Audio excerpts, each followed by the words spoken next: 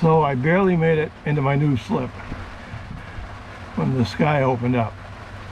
We got a heavy thunderstorm, a couple of close strikes. I'm still not finished figuring out the best way to tie up this boat yet, but I got it in here secure anyway for now, then I'll adjust when the rain stops. I'm stuck in the cabin. You know the Biminy's up there, the wind has been bringing in the rain.